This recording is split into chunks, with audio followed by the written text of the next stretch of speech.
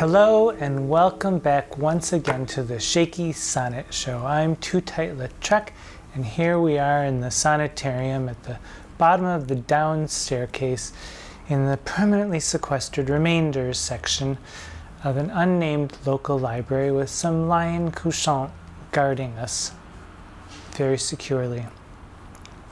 Today's poem is all about music, and lo and behold, I must have left my lute in my other dress.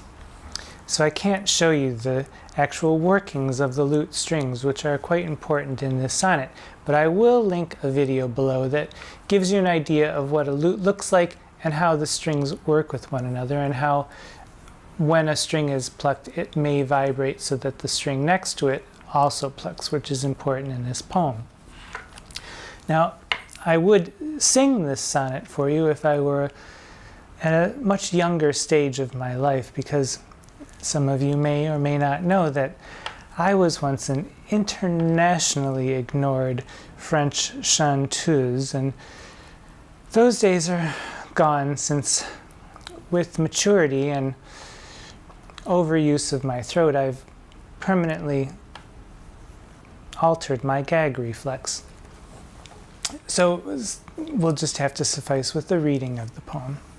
So let's dive into Sonnet 8, and I'll look at my notes. Actually, before I begin, I would like to talk about how, if you're a student of sonnets and your assignment is to read a sonnet for your classroom, how should you go about doing it? And this is what I recommend, not just for sonnets, but for all poems in general. Read through it once, out loud, so that you can hear and feel the way the words appear in the air and how they're shaped on your actual body as you speak. For sonnets, probably try to read after you've read through it once or twice to get the general meaning, to try to squish it into what you think of as normal English.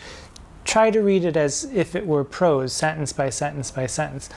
I know, all you poets out there, settle down, but this is how I do it. Try to read it as prose, read the sentences to try to make sense of them, and then you can begin to get a sense of what's going on in the poem. For the sonnets, split it up into quatrains after you've gotten through reading it once or twice.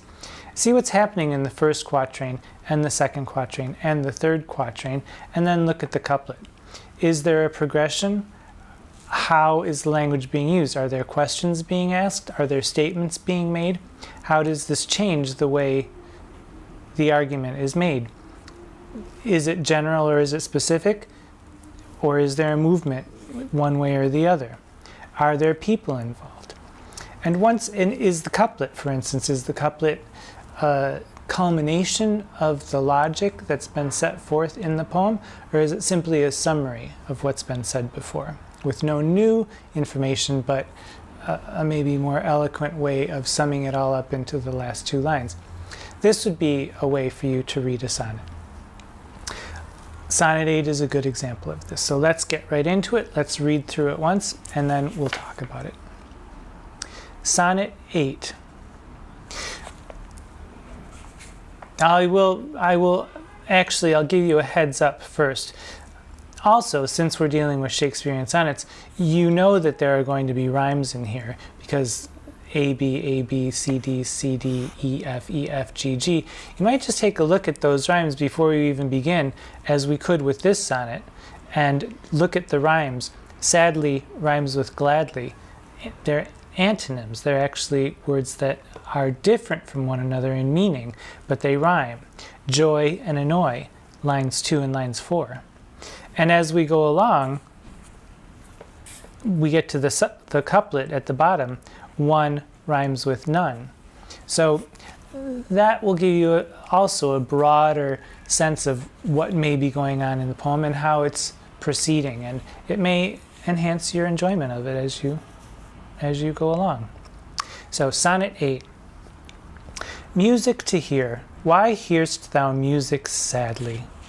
Sweets with sweets war not, joy delights in joy.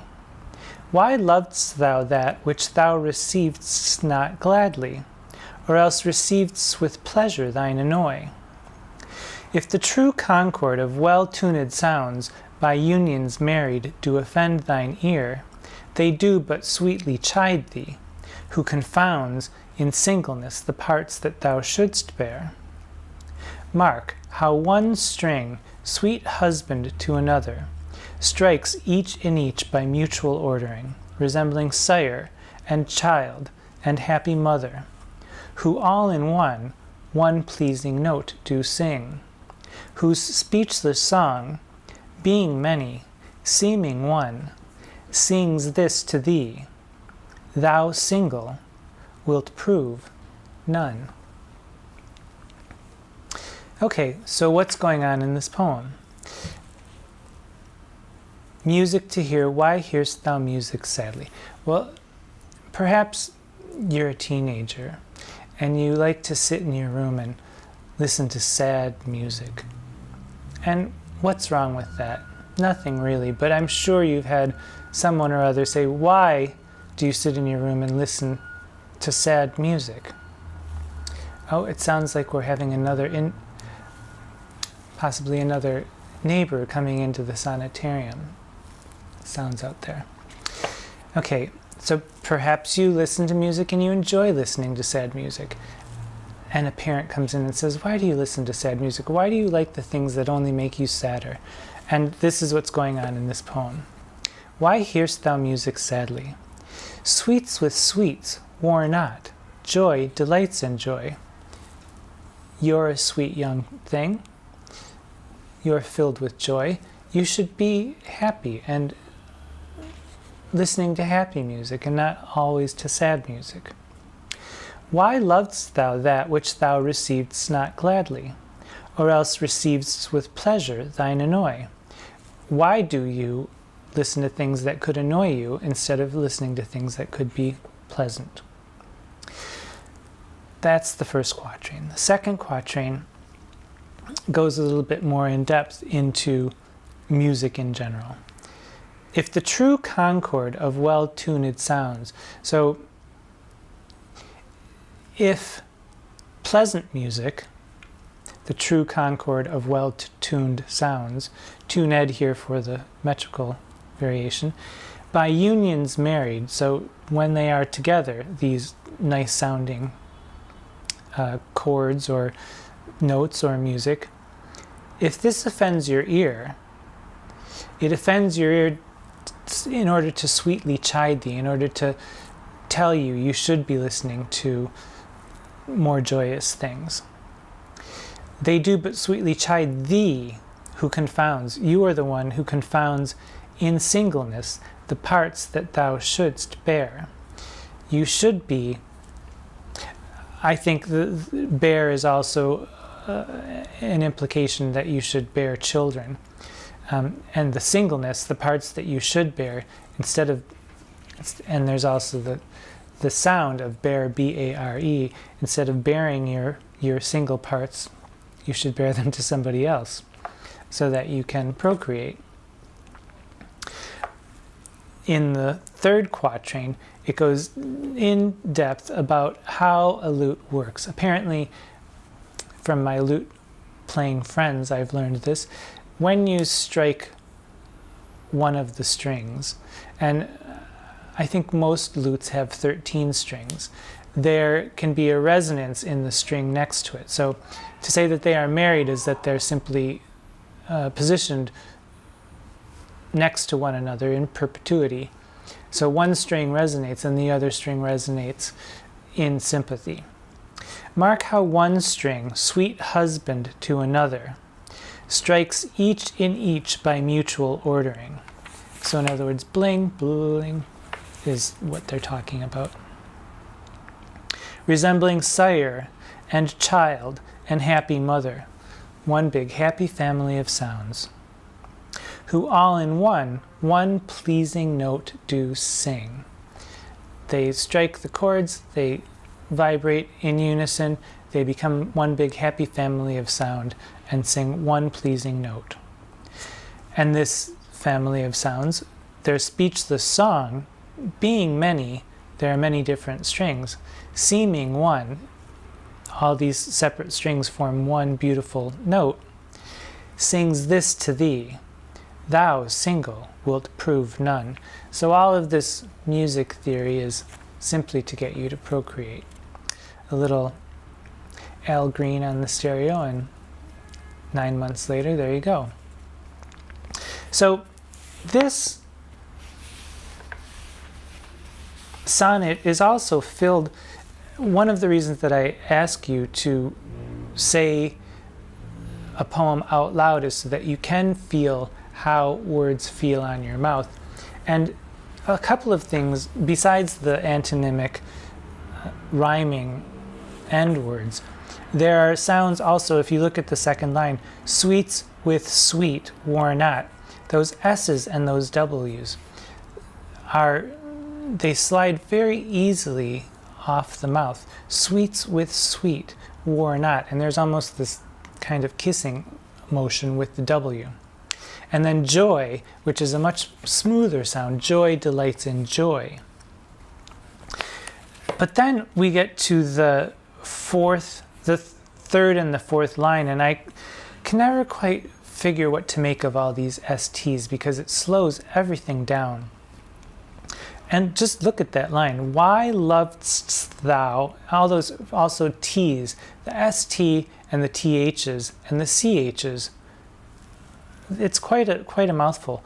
Why lovest thou that which thou receivest not gladly, or else receivest with pleasure thine annoy? Well, I'm a little annoyed already just reading that, so perhaps that's the point. Or perhaps, as Shakespeare was writing it, it sounded exactly right for whatever mood he was attempting to convey. Also, there's at the end in the last 6 lines, and actually throughout, there are rhymes within that aren't end word rhymes.